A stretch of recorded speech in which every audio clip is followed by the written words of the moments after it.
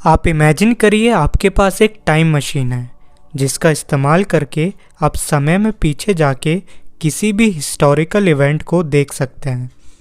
अगर ये सवाल मैं ऐसे लोगों से पूछूं जो कि एस्ट्रोफिज़िक्स में दिलचस्पी रखते हैं तो उनमें से कुछ लोग कहेंगे कि उन्हें 1969 में हुई मून लैंडिंग या फिर हमारे पृथ्वी का जन्म कैसे हुआ ये देखना है। लेकिन ज़्यादातर लोग यही कहेंगे कि उन्हें ये जानना है कि आखिर हमारे इस ब्रह्मांड का जन्म कैसे हुआ। अगर आपको लगता है कि ये करना असंभव है तो शायद आप गलत साबित हुए, क्योंकि नासा 25 दिसंबर 2021 को जेम्स वेब टेलीस्कोप लॉन्च करने जा रहा है। हालांकि जेम्स वेब टेलीस्कोप एक टाइम मशीन नहीं है, लेकिन इस टेलीस्कोप की मदद से हम हमारे यूनिवर्स की शुरुआती गैलेक्सीज और स्टार्स की तस्वीर ले पाएंगे। ये टेलीस्कोप मौजूदा फ्लैगशिप टेलीस्कोप हबल से 100 टाइम्स ज़्यादा पावरफुल है। कई साइंटिस्ट मानते हैं कि ये टेलीस्कोप एस्ट्रोफिज़िक्स की हर एक फील्ड को रेवोल्यूशनाइज करने की यानी बदलने की क्षमता रखता है। इस टेलीस्कोप का शुरुआती डेवलपमेंट 1996 में शुरू हुआ था, यानी लगभग 25 साल पहले, और इस मिशन का बजट $500 मिलियन रखा गया था। लेकिन बीते सालों में इस मिशन में कई चेंजेस हुए और 2016 में ये टेलीस्कोप बनकर तैयार हुआ और इसी के तुरंत बाद से इसकी टेस्टिंग होना शुरू हो गई। 1996 से लेकर अब तक इस मिशन पर $10 बिलियन खर्च हो चुके हैं और इसकी वजह से ये अभी तक के सबसे महंगे स्पेस मिशन में से एक है। इस टेलीस्कोप का शुरुआती नाम नेक्स्ट जनरेशन स्पेस टेलीस्कोप रखा गया था, लेकिन 2002 में इसका नाम बदलकर farmer NASA administrator James Webb के नाम पर रखा गया। जैसे कि मैंने आपको बताया, ये टेलीस्कोप हबल टेलीस्कोप का सक्सेसर है, लेकिन इसकी इंजीनियरिंग हबल से कई ज़्यादा डिफरेंट है। सबसे पहले तो जो इस टेलीस्कोप का प्राइमरी मिरर है वो हबल से लगभग 3 गुना बड़ा है, इसलिए ये टेलीस्कोप ज़्यादा लाइट कलेक्ट कर पाएगा। लेकिन जो इन दोनों टेलीस्कोप्स का मेन डिफरेंस है वो ये है कि Hubble telescope majorly ultraviolet light और थोड़ी सी इंफ्रारेड लाइट ही कलेक्ट कर पाता है, और वहीं जेम्स वेब टेलीस्कोप स्पेशली बनाया गया है इंफ्रारेड लाइट को डिटेक्ट करने के लिए। अब ये बहुत इम्पॉर्टेंट है कि इंफ्रारेड लाइट ही क्यों चुनी गई। इसके 2 रीज़न्स हैं।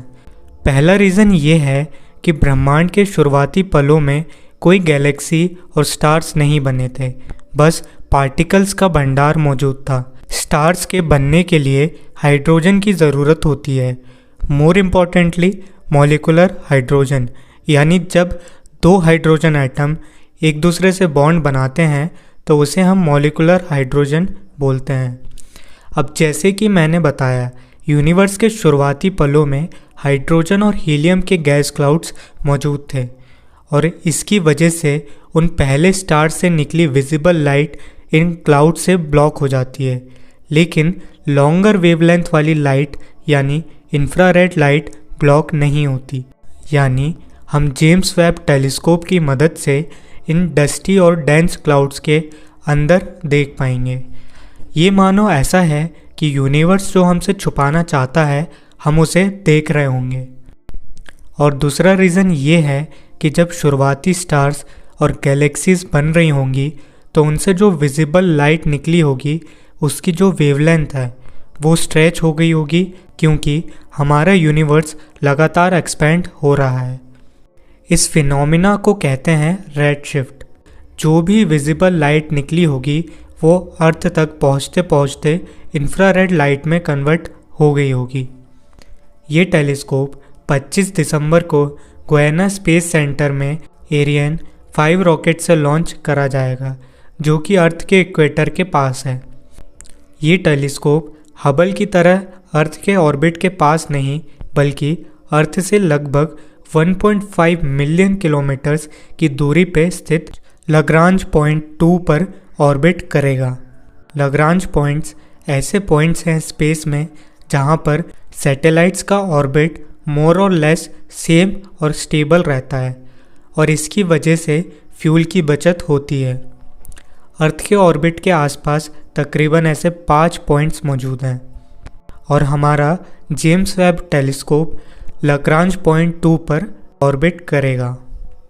जेम्स वेब टेलीस्कोप में मेनली 4 कंपोनेंट्स हैं, नीरकैम, नीरस्पेक, मिरी और नीर ISS। तो जो पहला कंपोनेंट है वो है नीरकैम। ये विजिबल लाइट और नियर इंफ्रारेड वेवलेंथ को स्टडी करने के लिए बनाया गया है। इसे यूनिवर्सिटी ऑफ एरिज़ोना ने बनाया है। जो दूसरा कंपोनेंट है वो है नीरस्पेक। ये इंस्ट्रूमेंट भी सेम वेवलेंथ पर स्पेक्ट्रोग्राफी परफॉर्म करेगा।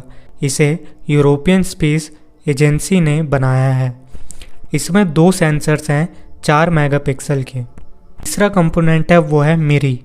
ये मेरे हिसाब से सबसे इम्पॉर्टेंट इंस्ट्रूमेंट है इस टेलीस्कोप का, क्योंकि ये mid to long range infrared light को मेज़र करने के लिए बनाया गया है। इसमें एक मिड इंफ्रारेड कैमरा और एक इमेजिंग स्पेक्ट्रोमीटर है।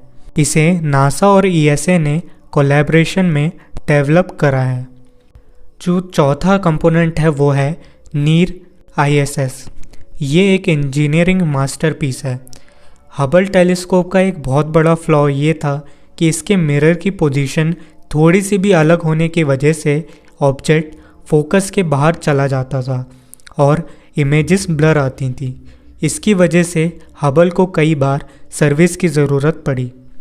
लेकिन क्योंकि जेम्स वेब टेलीस्कोप हबल के मुकाबले अर्थ से कहीं ज़्यादा दूर है, इस वजह से अगर लेंस में फोकस से रिलेटेड कुछ भी इशू आता है तो उसे ठीक नहीं करा जा सकता। इसलिए ये डिवाइस एक ऑप्टिकल इमेज स्टेबलाइजेशन की तरह है। अब आइए दोस्तों, हम ये देखते हैं कि कैसे ये टेलीस्कोप एस्ट्रोफिज़िक्स से जुड़े जितनी भी फील्ड हैं उनको रेवोल्यूशनाइज करने की क्षमता रखता है। तो ये टेलीस्कोप एक्सोप्लैनेट्स के रिसर्च में हमें बहुत ज़्यादा हेल्प करेगा। एक्सोप्लैनेट्स वो ऐसे प्लैनेट्स हैं जो कि हमारे सोलर सिस्टम के बाहर हैं और मोर इम्पॉर्टेंटली जिनका एनवायरनमेंट अर्थ की तरह है।